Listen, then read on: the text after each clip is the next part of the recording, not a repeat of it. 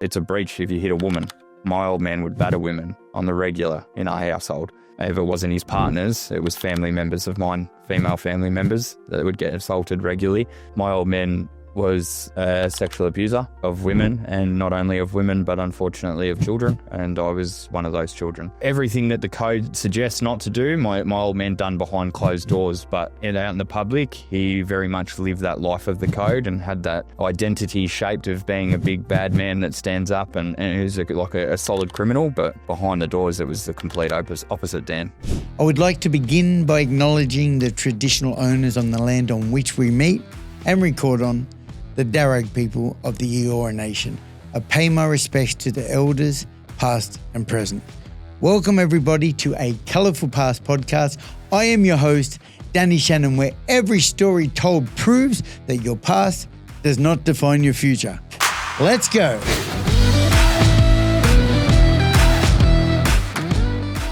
Guys, I am very excited to have a special guest on the episode today, Sean Reed. How you doing, brother? Yeah, I'm good, brother. What a Reedy, eh? That's him, yeah. Son of an underworld identity. And today we're going to be talking about some stuff that Sean has never had the opportunity to share about. I know that you're feeling a little bit, it's probably apprehensive. The nerves and they're pretty high, pretty spiked at the moment, but it feels good to be here with you, Dan. I always feel comfortable in your presence, and it's an honour to be on the podcast with you, brother. Yeah, I love that, mate. And you just flown in from Melbourne this morning, so it's been on like Donkey Kong. Yeah, we've been rushing straight onto the plane, straight off the plane, got in the cars and straight here. Yeah, Sean. Sean is a man in recovery also, so you and I connected originally a couple of years ago. Do you remember where did we first connect? Through Gary, through TikTok Gary, because obviously, good old Gaz, he's been a big part of my life, and through his TikTok journey, we were able to engage with each other as well, and we're sort of able to bond a bit over the Narcotics Anonymous side of things, and then also just became good friends as well through bonding. You actually attended one of my Wednesday night groups, didn't you? I did, yeah. And you've been through some stuff. Sean has absolutely been through hell and back, and today we're going to talk about some stuff that's never been spoken about. Yeah. Before. Definitely. Sean, I just want to give a quick shout out to our sponsors also, Rewire Realign. I believe you actually are familiar with Big Mick Condello. Good friends of mine, yeah. And Nadia, those guys do incredible holistic rehabilitation treatment. They use the breathwork from Hope Cartel. They also do equine therapy, kinesiology, all the good stuff. Growth Gyms is one of our sponsors up in Bundaberg as well, the mental health gym. And on that note, I'm just trying to break the ice too, because I definitely want to make you feel comfortable. Sean, why don't you, this is your opportunity. And this is something that's really important to you to share too, isn't it? Yeah, it definitely is. It's been a long time coming, I think. There's been a lot of noise starting to make way now as I've become an adult on how bad my upbringing was at the hands of my father, and the way that he portrayed his good side and his negative side out into the world. So that's all started to come forth now in different directions. And I think it's just, it's been something in the works for a while now, Dan, where I've sort of found my inner strength, and I've been able to deal with the demons that I've held inside from childhood and stuff, and things that I'd seen. And now I've really found my voice and my certainty. And I've just got that drive within me to get that out and let it be known that, I was a hurt child as well, and I don't want it to be projected out into the world that I'm a secret keeper or anything like that, because it's not like that. It was just that I was very broken and hurt myself, and I couldn't talk a truth because I didn't know a truth, I can't imagine, Sean, we've had some discussions about what we're about to talk about. Also, I know a little bit about you growing up and your journey as well. I started off the episode saying that you are the son of an underworld identity. Do you want to give us a bit more information? Who's your dad? Yeah, so my dad was Stuart John Reed, and he was a pretty well-known crime figure in the Melbourne scene, especially around Geelong and the western suburbs of Melbourne, like Melton. Did expand out otherwise, but mainly them two areas there. He was a part of an outlaw motorcycle club. He was a president of that club for quite some time as well. But he was also like really predominantly known for being a speed manufacturer. So there was just there was a lot of crime figures in and out of the house as a child. There was a lot of drugs, a lot of money. It was nothing for me as a kid to be doing interstate runs with my old man from Sydney to Melbourne, you know, with a boot full of gear and fucking then coming back with a boot full of cash, you know, like that was just standard. I remember a few times that I was taken to drug labs and he would try to show me how to like manufacture and cook and stuff, but I wasn't the brightest with me mathematics then, so it didn't work out. But like a lot of the boys around my age that sort of know me and stuff, they will tell you, especially Gary, like the best way to describe it is like I started a crime apprenticeship at a very young age. Like I was taught the street life before I was taught how to be a kid, let alone a teenager, let alone an adult. You know, everything was very skewed. I was taught the street code by my dad very heavily, like you don't lag, you don't do this, like all of the stuff that comes with that code I was taught and drilled into me, and that was the life that I had to sort of live. But behind the scenes, my old man would show me everything against that code, you know, like, and when I say that, like, my old man would say it's a breach. Like in everyone else's eyes, it's a breach if you hit a woman. My old man would batter women on the regular in our household. If it wasn't his partners, it was family members of mine, female family members that would get assaulted regularly.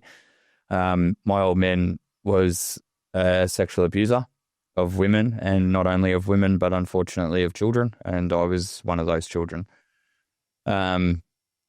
Yeah, everything that the code suggests not to do, my old man done behind closed doors, but out in the public, he very much lived that life of the code and had that identity shaped of being a big bad man that stands up and is like a solid criminal, but behind the doors, it was the complete opposite, Dan. Must have been so confusing. Definitely. Just hearing, like, how do you get your head around that? Like, so you're taught, like, there's what the world sees, what the public sees, and obviously the life that your dad led, the public was kind of well aware of your dad, from my understanding. Yeah, so it was like a 50-50, Dan, like, because, you know, there's only so much secrets you can keep, especially when you're doing those horrible things there, you know, but eventually someone's going to say something. And like every time someone would say something, it'd grow in the numbers of 50-50 representation of like 50% of the people would say like my old man was a piece of shit.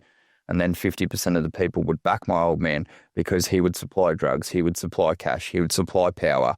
You know, like he had all of those things to get people on side. But then there was the broken people that were like, he's not what he's portraying to be. So it was always a 50-50. And as a teenager and stuff growing up, then like I'd have to walk into rooms and I'd have to be able to read if someone's going to like my dad or if they're going to hate my dad. And that's got to be the basis of how I act, you know? So like I don't believe through my early years, teenage years and my adulthood and stuff, I didn't really know who the true me was or what my truth was. You know, I was always just bouncing off of what I thought people believed. So I was very lost for a long time, you know? Mm. Wow, Sean. Mate, you talked about sexual assault just then, and yourself was a victim. Yeah. This is some of the stuff that hasn't been spoken about before, is that right? Yeah. And for you, it's important that you start to talk about it, isn't it? 100%. Yeah, 100%. I think a big part of it is because like other family members of mine, they spoke their truth, Dan, a while ago, and I shut that down. And I told a lot of people that like that stuff didn't happen, you know, because like I think one, I was so heavily controlled and manipulated by my father, to not hold his secret, but just to fucking be under his support and back him and just like he was the best man in the world, you know, and then with that dirty secret as well, I had my own stuff, but I just didn't know it because I'd suppressed it that bad. And like to back it, like it started when my family members started to talk about this stuff. To back it was almost like I'd have to let my secret out, but it wasn't like a conscious thought. It was just like a fear inside, you know. And And I feel fucking really terrible for that, Dan. You know, like I stole the voice of a few of my family members at a certain time, and I think it's just only fair that, like, for myself, that I set the record straight. But not only that, I set the record straight for them as well. And we don't talk. Unfortunately, they don't really like me anymore. We've all had a big falling out, and the family all seem to have gone their own ways and stuff. But I owe them that, and I owe myself that. You know, regardless of if we're ever going to talk again or not. Sean, where is your dad now? My dad passed away about 4.5 years ago. Yeah. And that was probably where, like, I actually got to become Thorn, you know. When my dad finally took his last breath, he had a heart attack in his sleep. The day after that was probably the day that, like, Sean actually was born. It sounds like your dad ruled your life, like he made all your decisions. The belief that you had, the one that you shared to the world, was one that your dad had constructed for you, isn't it? 100%. He created an identity for me. It was drilled into me, like, not only the street code, but, like, from that very young age, I was always told, like, I'm too dumb. I'm not going to achieve this. I'm not capable of this. By your dad? Like, yeah. Like, I was like coercively controlled to think that I was never going to amount to anything, or I was never going to be able to achieve anything for myself.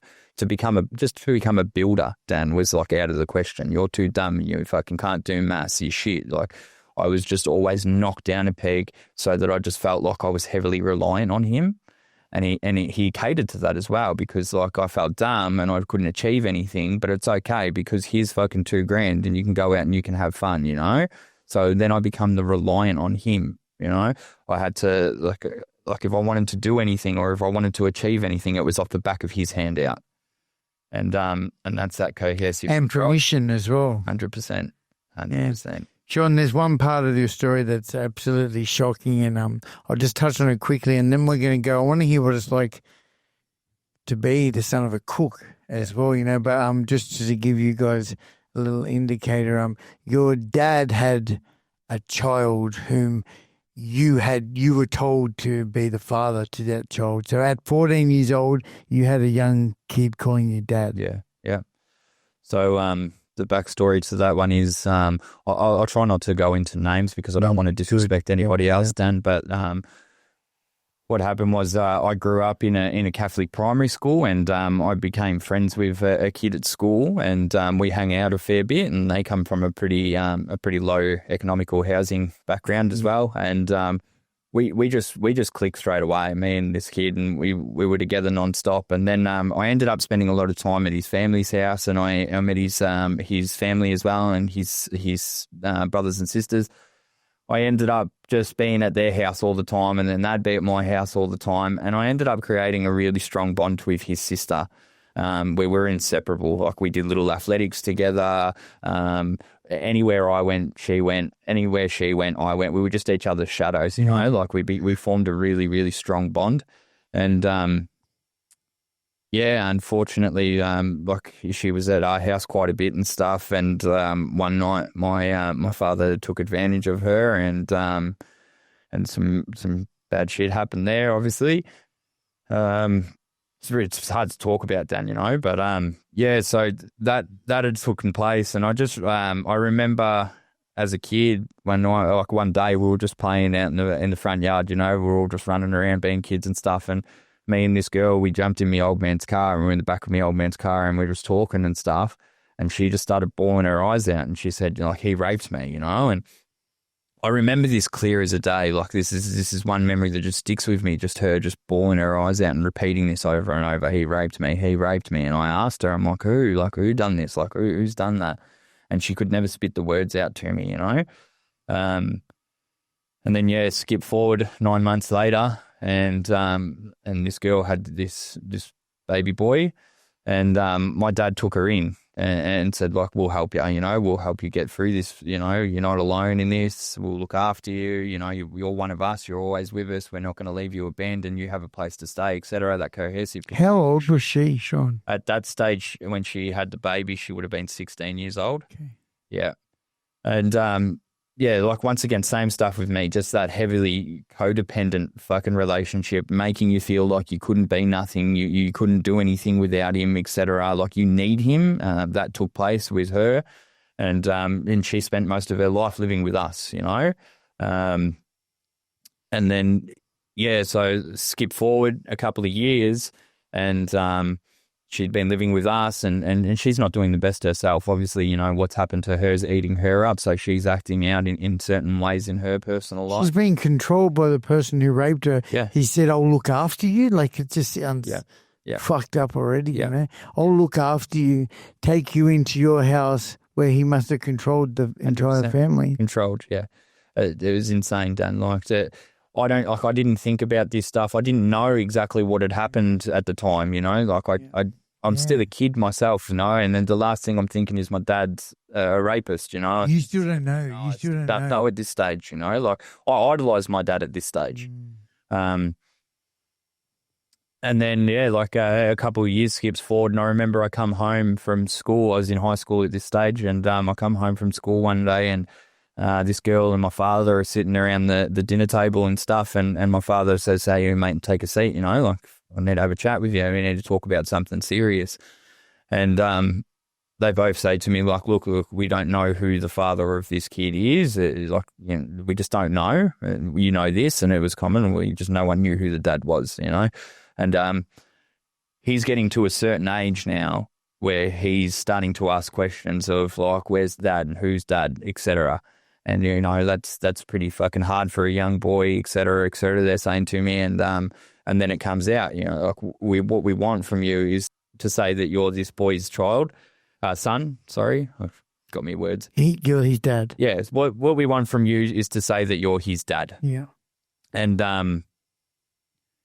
I said yes to it straight away without even thinking, because to me it was just like I'm at this stage, Dan, I'm 14 years of age. So I'm not thinking like they're meaning like it's time to saddle up and you're going to be a father. I'm thinking that like it's just something small, like just saying like, hey mate, like, I've got you, you know, I'll look after you. You're all right. Come with me, this and that. But it wasn't. It was what it was. The reality of it was that there was already some noise getting around in Geelong where we grew up, that my old man was fucking no good, that he was touching kids, mainly this girl. Because like a lot of people knew of her and that she had fell pregnant and it was a bit suspect, and so stories started to get around. Yep. And because that's happening, my old man's obviously freaked out. You know, like this is his biggest fuck up. This is his dirty secret, and it's his biggest fuck up because there's a child. So he started to go into a panic. So what the reality of that conversation sitting at that dinner table really was you're going to say that you're his father, and that takes all heat off of me, you know, and if DNA tests are done, shit, like it's not going to look that bad. It was a throw off. It was my dad trying to cover his tracks. But at the same time, what it done was it fucked my life. Of course. Because I literally did take on the role of a father. Now, look, I wasn't fucking great at it, I can tell you that much, you know. But 14, you're probably not going to be, right? But it sent me off the rails. And on top of that, at this stage, I'm already dealing with my dirty secret of my old man doing something to me as well. When did it happen? At 13 years of age is my first recollection of this. Is like I'm still doing the work on self and I'm still exploring. And I've had other people come and sit down and talk with me, and they've strongly suggested, you know, things had happened prior when I was younger, but I don't have any recollection of anything from 8 down. Like it's just not there. It's basically what everyone else has told me has happened, or things that everyone else has said that like has taken place in my life and stuff. Like, and I don't have my own core memory, but my own core memory, my own truth is at 13 years of age is when my first sexual assault happened. And it was in Melton, where I grew up after Geelong. It's because we moved from Geelong to Melton so that I could start high school at Catholic Regional College. And I remember my family members that were living with me at the time, everyone had taken off. Like they had already gone through their own hell with this man. And they'd taken off, and it was just me and him left in the house. The partner that he was with at the time, he'd bashed really badly like a couple of weeks prior, and she'd taken back off to North Queensland, and it was just me and him. and that's where it took place. And that's like something that I just fucking buried. Like I just buried it. I didn't know how to deal with it. Like when it first happened, like I was so fucking broken and so hurt, and I didn't understand it, and like I was confused like with my own sexuality, because like to be honest with you, Dan, like there was a part of me that, because like I'm only a 13-year-old boy, I hadn't had sex yet. You know, I was only probably just starting to discover like my sexuality a little bit with liking girls and stuff, and then this took place, and I lost my I lost my identity. You know, like I didn't know if I liked it, I didn't know if it was normal. And it just started to fucking spiral me, because at 13, when you go into school and you're around all the boys, you start talking about fucking like, I'm going to get with that chick and I'm going to do that. And in my head, I'm thinking like, do I want to do that? Like, is that what I'm meant to do? Because my whole fucking reality has been skewered. And then I'm holding that in because I can't talk to no one about that, because like, I know that it's a breach to talk to someone about that shit, because like I've been taught the street code. I've been taught that fucking like, you know, all this shit's no good. But like, why did it take place from my own father? Like, is it okay? Like what? So like my whole reality was just fucking skewered and fucked. So I'm holding that in, and then off the back of that, I'm just becoming an angry fucking kid. Like, I remember one family member come over. And it was literally like probably 3 nights after this had happened, and she walked through the door, and my old man was just frantic, going, "Oh fucking, he's going off his fucking head, he's uncontrollable, fucking, I don't know what the fuck's wrong with him." And it was me, I was skitzing out, and this family member and me were really, really close, and she come into my bedroom, and I was just bawling my eyes out, and I had this big cupboard, and it had an Aboriginal painting of a rainbow serpent on it. It was a handcrafted one, and my old man had his friend do it for me. And I remember like just being in this fucking rage, and that's all I could see was this fucking painting of this fucking rainbow serpent, and it was just him that I could see. And I just lost it, and I just started fucking caving it, like just punching it as hard as I could. And this family member of mine, like she like me and her were so inseparable. And she just said to me, like, "What the fuck is wrong? I've never ever seen you go like this." And like she was scared, like she had tears in her eyes as well. And she's like, I've never seen this from you before. Like, are you all right? And I was just fucking just punching and punching. I didn't stop until I was just like wrecked and emotionally fucking drained. And I just sat there and I cried in her arms. And I couldn't tell her, you know, like I couldn't tell her. And it was from that day that I just fucking suppressed. That was it. It was locked in a box, and I was never going to fucking talk about it again. And it was never something that fucking happened. And I remember the look in her eyes. Like I remember her just staring into my eyes, and it was like she knew my pain as well, but we never said a fucking word to each other. Never. It's like you think maybe she's been at the same hands. Well, she was, yeah. She was one of the people or family members that come out and spoke her truth, and I shut it down. Fuck. Yeah. Yeah. Sean, I just want to take a moment just to say that I'm so sorry, bro. Like I just can't imagine how little kid, like, and that's the first time you remember it, but we know that trauma shuts down your memory. So it's been suggested to you that this started earlier, you know, it's just absolutely horrible. And to anybody else out there going through this, and I asked this on a recent episode too, like if there's another kid at that age going through that, is there something that, even though you're being taught the code, is there something that you could say to that person right now? Like, I mean, maybe there isn't, John. Like, you're not responsible to say something, but what could you say to somebody going through that now? To be completely honest with you, like for someone that's going through that right now in this moment, I honestly don't think that I would have the words to help them. I haven't sort of ventured into that path yet in my journey. I've only just started to work with men my age and older and stuff, and helping them work through it and find that strength. But like for a young child, like I couldn't even imagine, because I couldn't even handle it myself. You know, Sean, I bring it up because I've got an 8-year-old daughter, you know, and I always think like this world is so beautiful and it's so fucked as well, you know, and like this is like one of those things that. You know, it's one of those wishes that we wish we could change about the world, isn't it? 100%. Like trauma to kids, bro. It's just fucking evil.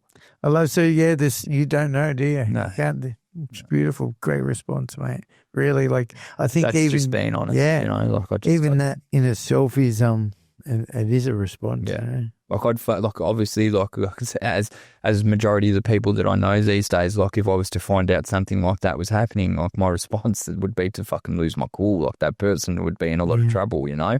But in the sense of like a trauma guidance and stuff, like I'm just not there yet myself. Yeah. You know, like that's a lot. You know, you just to go back, you mentioned, say, when you went back to school and you didn't know how to respond, while all your mates were talking about it. Do you know the stats show that one of them probably been affected as well? You know, like that's what comes to my mind when I hear that stuff too, mate. And not only that, then a year later, you're a dad to a child whom you don't know exactly what's happened. I'm sure you've got some kind of feeling. So you're a 14-year-old kid getting called dad.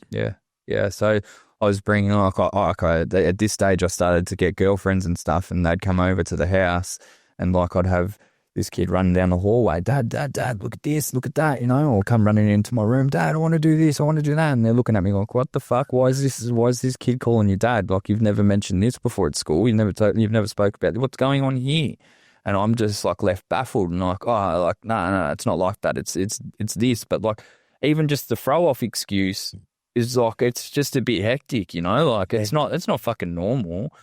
And they'd always look at me and like fucking like, then I'd be like, oh fuck, she's got to go. I can't keep her around, you know. So that fucked with me as well. Then I'd have like my friends come over and stuff and same thing, and I'd just feel like a goose, you know, and then it'd start burning at me, and I'm holding this all in because it's like, it's not this kid's fault, you know. And at the end of the day, like fucking like he's just a fucking child. Like it's not his fault.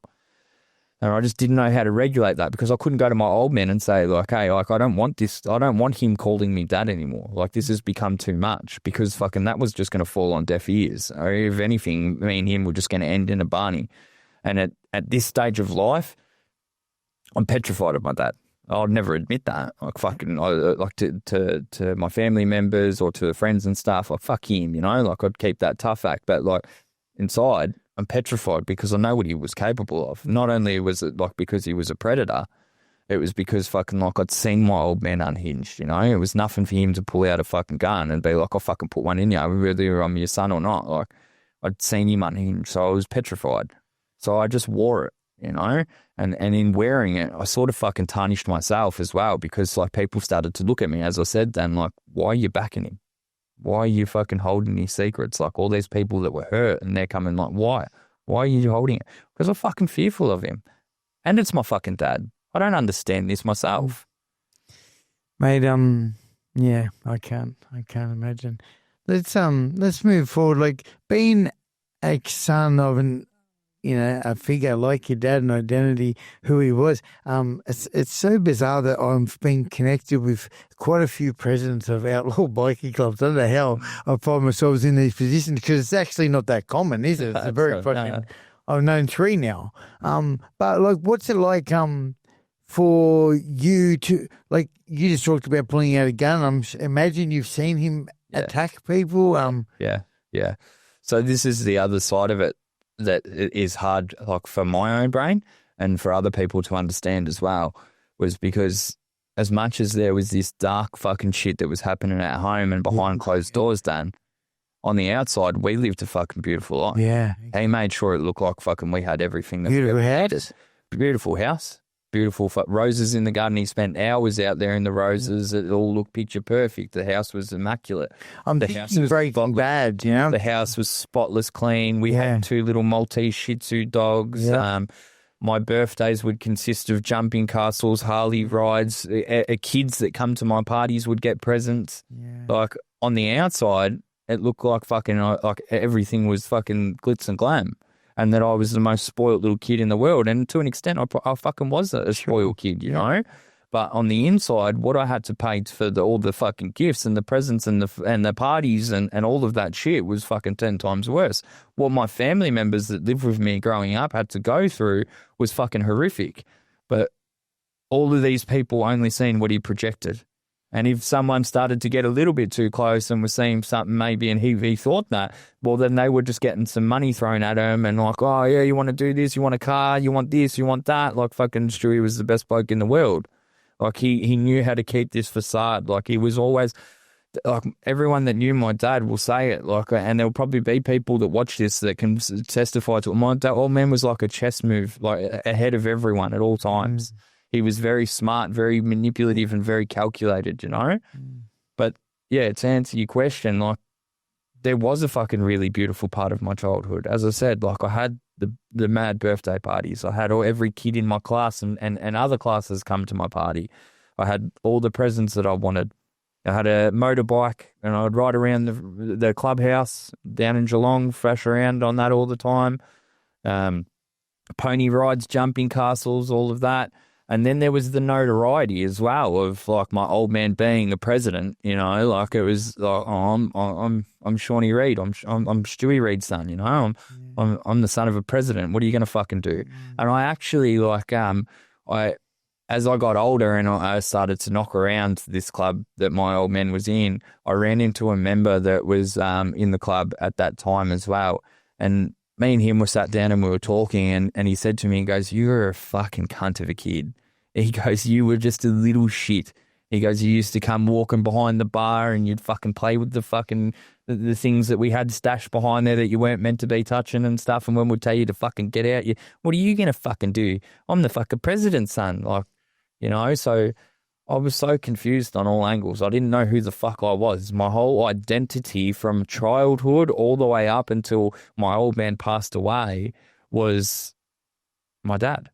It was something that my dad needed at the time, whether that be he needed someone to be his offsider and a fucking drug cook, or whether that be he needed me to do an interstate run with him, whether that be he needed me to just be a kid in fucking school and flying under the radar, or whether that be that he needed me to be his secret keeper on something or his coey on something. Like fucking, it was whatever my fucking dad needed. There was never really a freedom for me to go and explore who Sean wanted to be.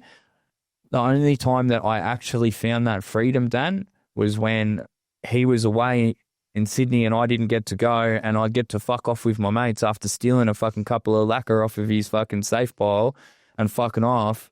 And then I'd go and drop a bunch of fucking speed with the boys and I'd find that my head shut the fuck down and I was able to fucking relax and be a little funny cunt and just fucking laugh and joke. That was Sean, you know, like I found my identity in drugs, you know, because my pain was numb. I wasn't thinking about the shit that was going on in my head and I could just be a kid. I could just have fun.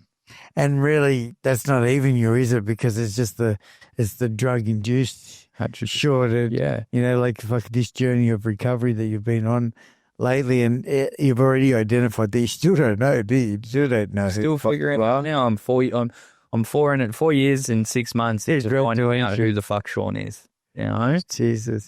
Every year is just another level up for me at the moment. Like, yeah, it's crazy.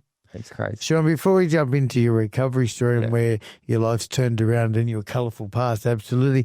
What's it? Talk about the drug labs. Can you tell me, like, what's it like? So, Dad was a good cook is hard to come by. Like, so they very, say, they're very smart. Obviously, they've got their own little secret recipe. So it's it was pretty notoriously well known. Like, I'm not speaking out of school here. Like, it was pretty well known that Stewie Reed was he was a speed manufacturer. I know from way back, old school biker speed, the gooey fucking cat piss they call it. Yeah. Like you know, what I mean, I was a kid, I shouldn't know that, but that's so I knew all of this shit. Yeah, like fucking, there was nothing. Like, I remember being taken out to St. Leonard's at fucking 3 o'clock in the morning. One night I got woken up by my old man and he's like, fucking, I need you to help me with something, and shaking me profusely. Jump up, fucking in the car we go and fucking rush out to St. Leonard's in the middle of fucking nowhere. And we walk into this old shed at the fucking back of a fucking property that we've probably just drove fucking half an hour to get to. Cracks the doors open and there's fucking 44-gallon drums everywhere, and then you fucking come around the corner and there's just fucking glassware and fucking everything just going to town. Like, it was eye-opening. Like to me though, I didn't understand the extent of it, you know. Like, it was just fucking, like, it was just me dad you know. It's a big But lab. in reality, laboratory, it was a big lab, yeah. And I'd been to multiple of them, you know, all across Victoria. You know, I remember one night that fucking I was with my dad, and he's like, "Oh, we got to go and fucking bury up this fucking big fucking 44-gallon drum." It was full of shit that they'd already fucking cooked and stuff, and we were heading out there, and he left something on inside. Something was still going, and as we've fucking put this 44-gallon drum in the back of this ute, and fucking put the tarp over, we start driving off. Next minute, fucking this lab's just gone fucking boom. Oh, it's just about to ask, has that happened? It was insane. Like the fire shot that high, it was unbelievable. Like in the rear vision mirror. Like you could see it in the rear vision mirror. It was fucking big, and he shit the bricks straight away. Like I never seen my old man go like this. He fucking panics hard, and he's doubled back, and he's made sure that he's open shit so fire can ventilate and burn properly and everything. And he's like, "Let's get the fuck out of here." And like we drove from where we were that night all the way down to Adelaide non-stop, and fucking like he was just paranoid, eyes going the whole time. Like, what was in the barrel in the car then? All shit that they'd already cooked. So that's like ready to manufacture, or is it ready to sell? So it's all done. It was all done. It's like the powder? Is it the gluggies? No, it was like gluggies. Like sludge. Yeah, it's the sludge. Yeah. A big 44 So gram. at this stage, Dan, I would have only been, I reckon, 15 years old. Yeah. And that thing is the final product. Yeah, a whole barrel product. So it always varied. I never see that. There was like cat piss, like the gooey sludge. There was like a yellowy, orangey tinge. Did they call that base or something? Or was it base? Sure. Yeah, I think we called that base when I was growing up. Maybe, yeah. We called it down in Melbourne. I just knew that it was called cat piss, you know, because it smelled like it as well. Base, yeah. Yeah. And so there was like that form, and then predominantly when I got older, it started to become more like a powder, you know. And if they like sometimes they'd fuck it up, it'd come back and it was like a fucking brown powder, and then sometimes it was just like a nice white powder, you know. It all just depends on how it went. If they were in a rush or fucking if something was going wrong and they tried to fuck it. Sometimes they'd nail it, sometimes it was fucked, you know. And there was always dramas going on.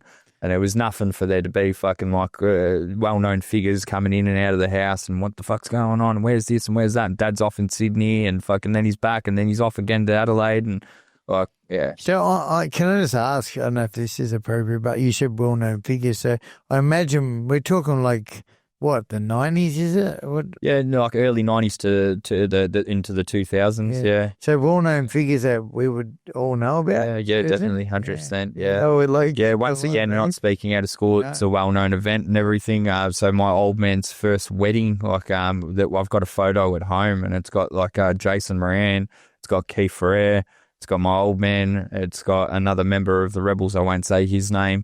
And they're all there linking arms with each other. Yeah. There's Alex Vella, who's the national president of the Rebels. So he's now in Malta. But he was really close with my dad. We grew up around them. Yeah, really beautiful man. A really beautiful man. I've got a lot of respect for him and his family. But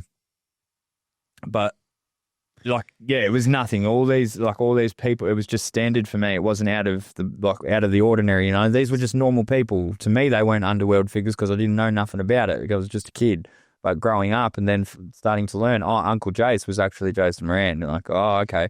Keith Ferrer was actually, you know, like this person, that, and you start to learn these things and it's like, what the fuck was I like around? And it explained like there was a few times, one house that we lived in Melbourne, my old man had a contract on him and people come to the house and they shot the house up and then shot our car up and they missed me by like that much. Like I was just going to be a product of that, you know. I didn't care. Well, that's exactly what it was like. We witnessed.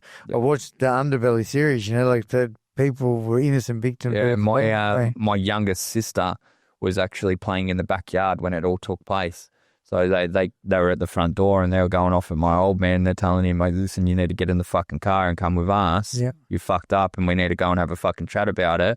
And he's told them to fucking jam it and he slammed the front door shut. They've seen me through the side door let go straight away, not knowing, I don't know, maybe they did know. I don't know. Maybe I was just going to be a product of it, but they let go and it's missed me by that much. My old man's yelled at me to hit the deck. So I've hit the ground, got under the computer table. And my old man's standing there at the front door still, so they've put a couple through the front door area. I think it hit the brickwork, to be honest with you, and then they turned around and they fucking shot the car.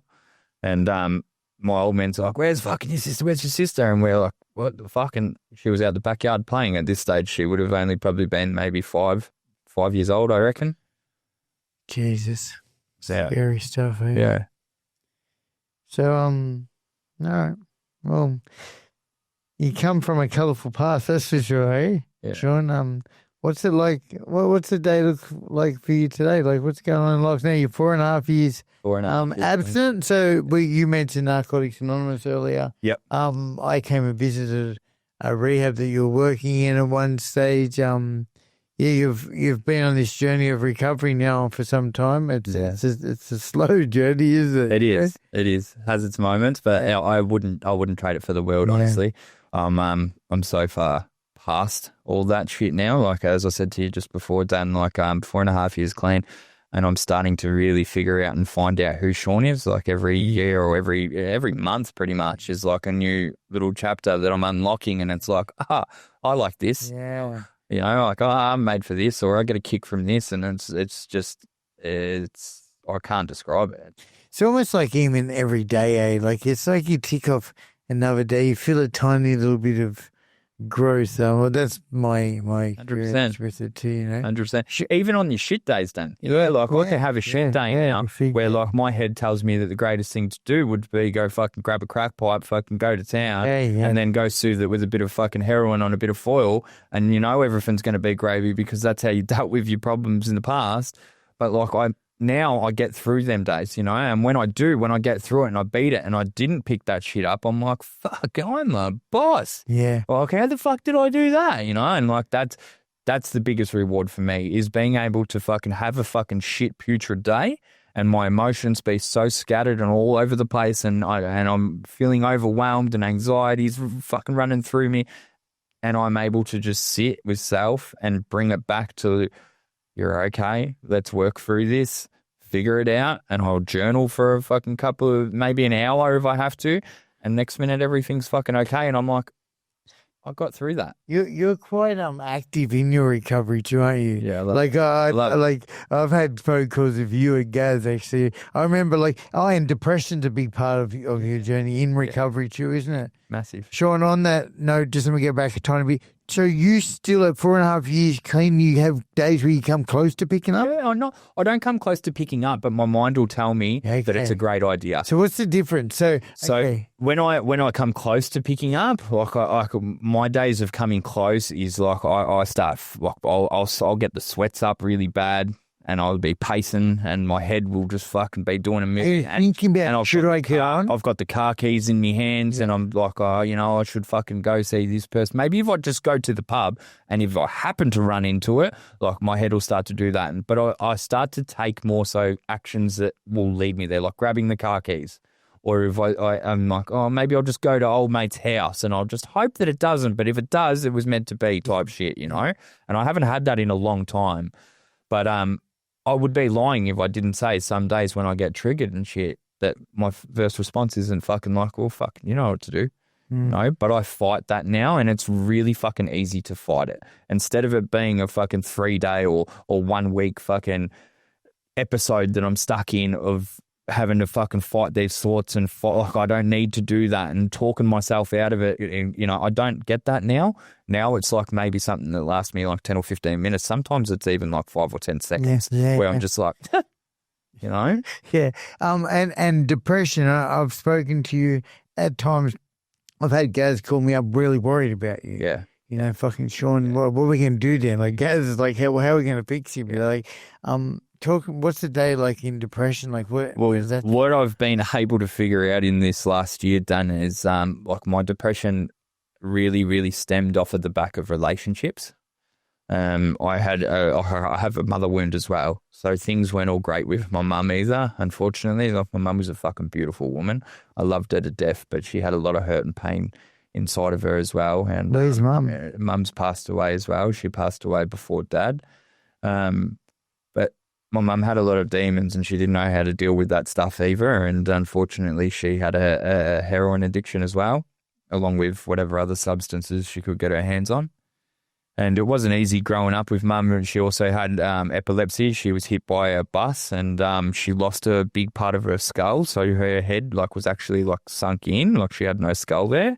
And she'd suffer seizures all the time and stuff. So as a kid, it was enough. Mum would just drop and we'd have to fucking try and help her. And it was quite traumatic in itself.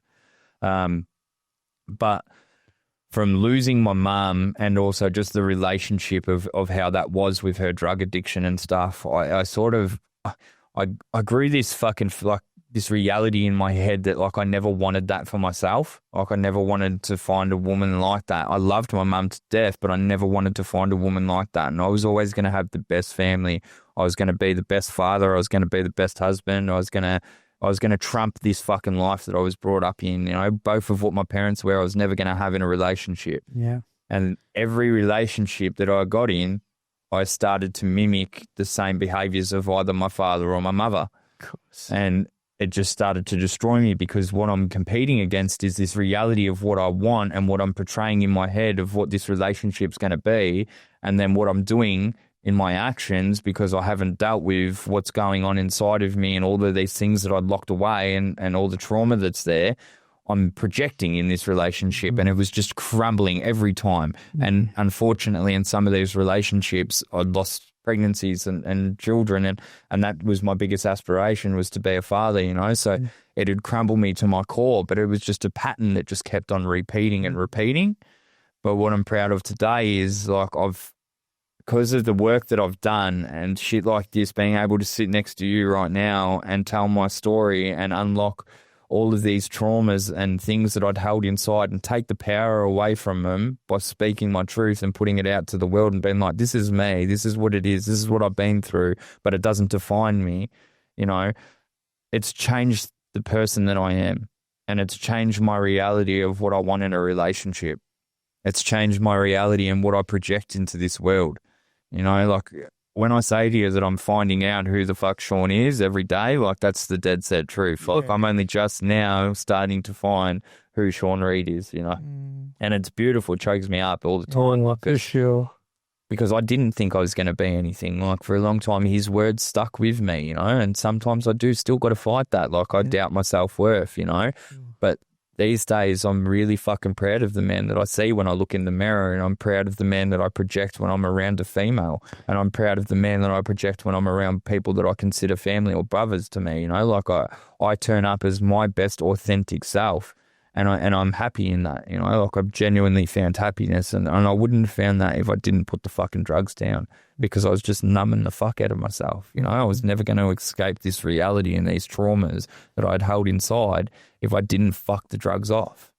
That's the reality of it. And the moment that I did, I fucked the drugs off 4.5 years ago. And then Gary come and moved up to Cairns with me as well. And we stayed on this sober journey together. And that's why I love him so much. We clash all the time, me and him. We butt heads, but I love him. He's a fucking brother. We went on this sober journey together, and we've never fucking backpedaled away from each other. We've just had each other's backs. And it's just beautiful, bro. It really is. And now on top of that, we've found this beautiful modality, breathwork.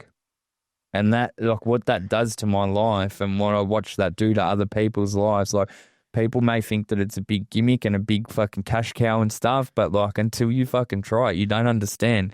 This stuff helped me understand what the fuck I'd been through as a child, and all of this fuck shit that was fucking going on inside of me and creating this false reality and stopping me from being able to know who I was.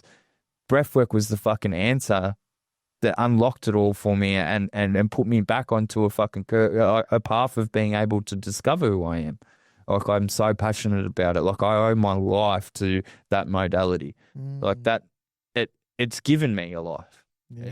It really has. It's incredible. Just we kind of skipped over. So we're talking about Gaz, right? We're talking about Hope Cartel. We're talking about 9D breathwork. In case anybody 100%. was wondering, so you're a breathwork facilitator. Yeah. Today, and it's funny that you say it, because just recently I've been learning more about trauma. It's quite. I smile because I'm someone who's 16 years sober, right? And I'm going through my own healing at the moment, And something you spoke about talking about your feelings, and I hear the trauma needs to be healed through other methods other than talking as well. And you're talking about this modality being 9D breath work. Tell me a little bit about that. Like, how is it that you feel it's somatic work, isn't it? How is it that you feel that can help heal you better than talking about your issues? I find when you're sitting there and you're talking with someone, you're just going over and over the same subject sometimes. Sometimes it's almost like reading a book to someone and you just continue to read that book, that same book, you know. You just keep telling that fucking same story, but you don't really grow or go anywhere from it. Whereas with breathwork, what I found personally, I'm not going to say what everyone else will find, but what I found personally was like I laid on the mat and I breathed like a friggin' freight train, like they told me to do. I just kept on breathing. And I kept on breathing, and then, like when I dropped into this place that they were telling me about, it was everything. And some of this shit was confronted, but it was everything that was inside of me that like I'd locked away. But it wasn't like a big fucking reality check of it that was so overwhelming that panicked me. It was so subtle and gentle, and it was like, this is what had happened. But this is where you've gone wrong by holding this, and this is like this, and it just explained everything to me so fucking gently, and let me see things for what they really fucking were and the truth to it, and like how my actions and holding it and my actions in doing it and my actions in saying it, etc., how it all played out. It was like a fucking web done, and it was everything just started to connect, you know, and I was like, like just aha moments. And it just, like, the more I breathed, the more I was hitting these aha moments, and I was like, well, fuck, like, I'm not holding that in no more. Like, I'm just going to fucking say it for what it is. Like, the back of me openly admitting that, like, I was molested as a child by my father come off the back of a breathwork and a men's session that we did in a shed with a bunch of other men. You did that with him. Was that for Tani? And I did that. Yeah, I did one with WAR at a men movement. They're beautiful, beautiful people, and WAR is an absolute special man. Yeah. I did one with them, and then me, Gary, and Brody Nitro. We done one at a rehab that I used to work at with a bunch of clients. Yeah. And off the back of that, I was able to, like, me, Gary, and Brody left, and we went to go and have some lunch. And I remember, like, I drove my own car. They went in their own car, and I pulled up, and we've jumped out of the car, and I just said, "Boys, I've got to tell you something." And I just spat it out, like, and it was a bit confronting. The boys were like, "Fuck, I can't what?" Like, but they just both grabbed me and hugged me, you know. And it was like, what the fuck? Like, I've been so fearful of this. I've locked this away, and I haven't spoken about this my whole fucking life. And yet I've just spat it out to two boys that are tattooed up to the fucking max, ran the street life and done all this hectic fucking shit, and probably have all of the reason to be egotistical and be like, No, they fucking grabbed me and they hugged me and they told me that they fucking loved me and that they had my back. Like, mind blown, you know? It reminds me of this is exactly why people need to do work, isn't it? Because if you don't know, so if you don't get out there and give it a go and try and work on ourselves, you know, trauma is suppressed, and there's things that you don't remember, you might start to remember more 100%. as you continue healing. Sean, just quickly, we actually skipped your whole drug story. Were you addicted to drugs? Were you? Yeah, I was. What was your drug of choice? How long did you smash them for? Yeah, look, my drug of choice was definitely ice. But I would dabble with absolutely everything in the end. And my dirty little secret was that I liked heroin, and then I would use heroin. Me too. Yeah. You know, we spoke about the lab today as well, and it might have been some triggers for some people too. This is part of our story, Sean. Yeah. It's really part of the healing part, you know. And for me, I can look back and have a laugh, you know. Same. I worked in rehab for 10 years, and in the beginning, there was a lot of heroin addicts, but over the last 6 years, there's a lot of ice people. 100%. And then I'd get a heroin addict come back, and they'd tell me, and I'd shake their hand and say, "Good on you, mate." Like, good old heroin addict. You'll give it a crack. Because the meth is just fucked. It is. Working with someone on meth is just different to heroin. It's like a fucking devil drug, isn't it? It's like the spirit of ice is putrid. It really is. Yeah. But yeah, Dan, I was a pretty heavy, very heavy ice Gave it a user. nudge. Oh, I give it a good nudge, yeah. And then heroin was like my dirty, sly little secret. Very, very few people knew that I would use heroin. It was usually like if I'd been on such an up or I'd created too much fucking damage or even my fucking trauma was coming to the surface, I'd go and find a seedy little fucking den and I'd fucking get the foil going and I'd go to town, you know. But in between all of that, it was enough. Like towards the end of my drug usage, I started to use GHB, and that was fucking nasty. That was really nasty. It's not the best. The shit that just makes you like it. I don't know. You lose all concept of reality, and the shit that you do on that drug is fucking insane. That's a horrible. I've had one. I've seen like people doing shit like this. They do like this. Yeah, blowing out and getting yeah. It's not nice. It's not nice at all. It's such a fucking scary drug for females too. That drug, like, because it can put yourselves in some real dangerous situations. Yeah, and I'd seen some pretty nasty things like through my drug addiction because of that. Like it. Yeah, I really don't rate it, but yeah, Dan, overall, like it. To be honest with you, it didn't really matter whatever was going around the fucking room at the time. I'd have a crack at it. Give it a good nudge. Sean, is there like you're in a? Would you say you're in a good place today? Yeah, definitely. Yeah, I'm proud of where I'm at today. Yeah, proud of where you're at. What are you doing today? What's your thing now? Yeah, so at the moment I'm working with Gary at Hope Cartel and I'm really content and I'm loving that. Yeah. You know, as I said, breathwork's a very special part of like me as a person now and I believe in it wholeheartedly. And then also I've got the other side of the coin that my best mate is probably who he is. He's the leading facilitator in Australia, if not the world at the moment. Yeah. Like he's really smashed the game with the breath work, and I get to be a part of that journey with him too. You know, so like cool, isn't it? I'm pretty lucky. I'm doing well at the moment. It is a super cool thing, and if you are listening, there is 3 episodes coming up. There's Sean, there's Natasha, and there's Gaz. So these might be all closely surrounded. So it's because the guys have come down from Melbourne. They got an event on today. Yeah. And tomorrow in Newcastle, as Gaz would say. Yeah. Beautiful. Mate, all right, bro.